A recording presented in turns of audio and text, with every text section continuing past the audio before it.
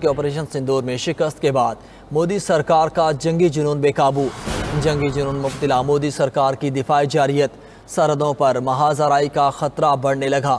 مودی سرکار کے ڈرون ہتھیاروں کی دوڑ میں تیزی نے جنوبی ایشیا کا امن داؤ پر لگا دیا۔ انڈین ایکسپریس کے مطابق بھارتی فوج نے بٹالین سطح پر ڈرونز کو مستقل ہتھیار بنانے کا فیصلہ کر لیا۔ آپریشن سندور کے بعد ڈرونز کو بھارتی جنگی حکمت عملی میں مرکزی حیثیت دی جانے لگی۔ انفینٹری، توپ خانے اور بختر بند یونٹس میں ڈرونز چلانے کے لیے خصوصی ٹیمز کی تشکیل کر دی گئی۔ ڈرونز کی مدد سے ہدف کی شناخت اور حملے کی صلاحیت میں اضافہ کیا جانے لگا۔ انجینئر ریجمنٹس کو بارودی سرنگوں کی شناخت کے لیے ڈرونز دیے جائیں گے۔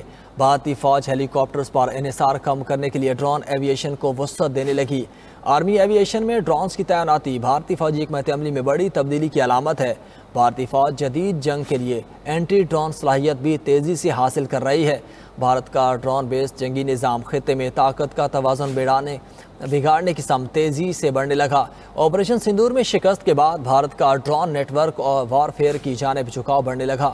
مودی سرکار جدید ہتھیاروں کی خریداری سے آپریشن سندور کی خفت مٹانے کی کوشش کرنے لگی۔ بھارت کی نئی جنگی پالیسی خطے میں امن کو مزید نازک اور غیر یقینی بنا رہی ہے۔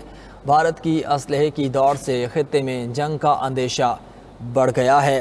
جنگی جنون میں مبتلا مودی سرکار کی دفاعی جارحیت، سرحدوں پر محاذ آرائی کا خطرہ بڑھنے لگا ہے۔ مودی سرکار کی ڈرون ہتھیاروں کی دوڑ میں تیزی نے جنوبی ایشیا کا امن داؤ پر لگا دیا۔